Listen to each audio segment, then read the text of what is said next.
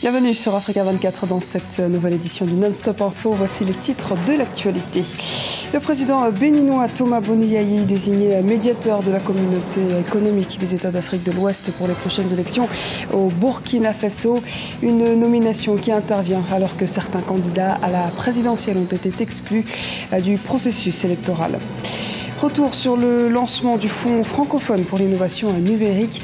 Le FFIN a été initié par l'Organisation internationale de la francophonie dans l'optique de mettre la créativité numérique au service de l'innovation sociale. Jeux africains 2015, les sportifs de tout le continent s'affronteront jusqu'au 19 septembre dans de nombreuses disciplines.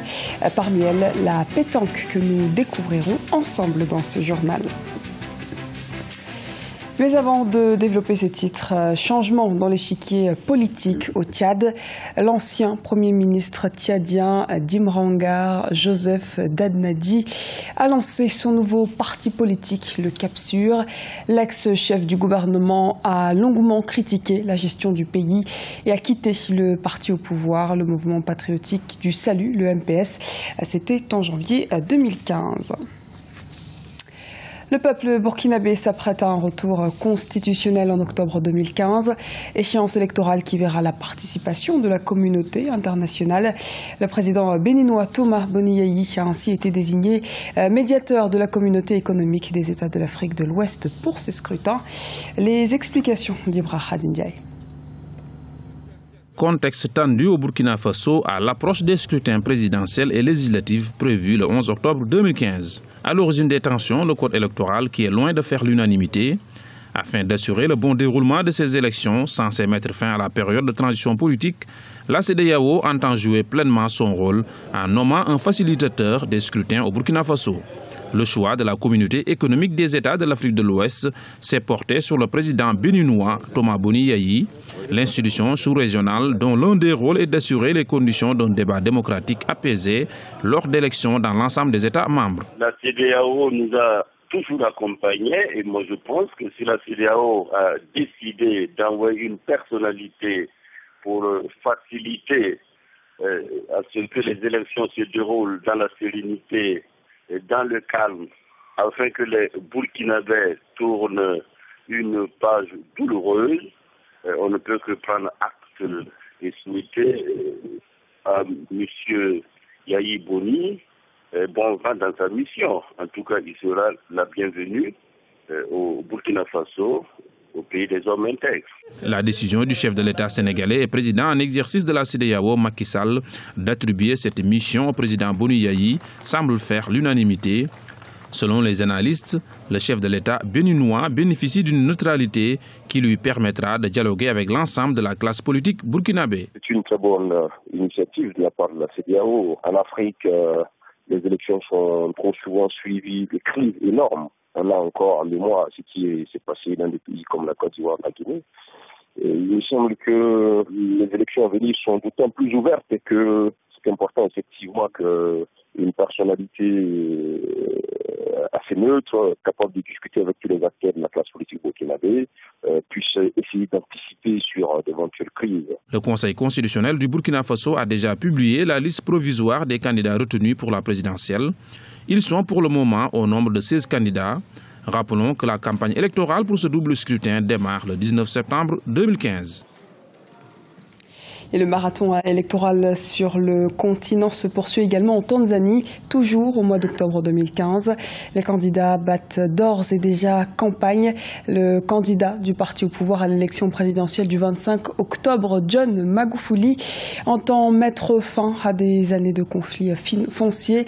Il a en ce sens promis ce dimanche de redistribuer les terres non utilisées. Le représentant du parti Chamacha Mapinduzi, le CCM, espère succéder au chef de l'État actuel, Jakaya Kikwete, face à une opposition unie. Dynamisation du numérique dans l'espace francophone. La secrétaire générale de l'Organisation internationale de la francophonie, Michaëlle Jean, a récemment lancé le Fonds francophone pour l'innovation numérique au Gabon via le concours Créativons-nous. Les précisions dans ce reportage de Douglas Toutoum, notre correspondant au Gabon. Le Fonds francophone pour l'innovation numérique lancé à Libreville.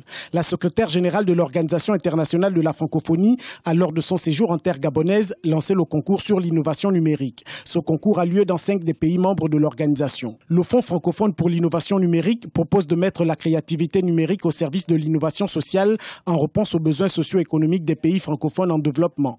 J'ai le grand plaisir de lancer ici en votre présence le Fonds francophone de l'innovation numérique. Et j'ai choisi de le faire ici au Gabon parce que je sais, Monsieur le Président de la République, votre volonté d'investir massivement dans les technologies de l'information et de la communication et de développer l'accès à l'Internet haut débit sur l'ensemble du territoire gabonais. Le concours s'adresse aux jeunes francophones du Gabon, du Bénin, du Sénégal, du Maroc et de Haïti, sur le thème général, la créativité numérique au service de l'innovation sociale.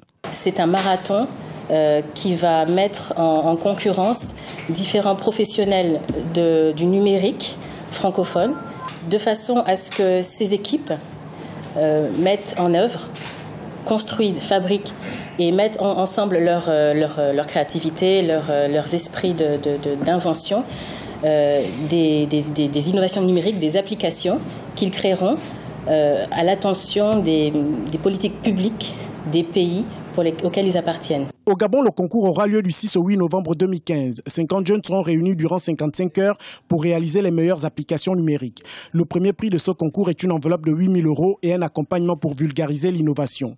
Le deuxième et le troisième prix sont respectivement de 4 et 2 000 €. Le premier de chaque pays sera invité à la conférence COP21 à Paris au mois de décembre.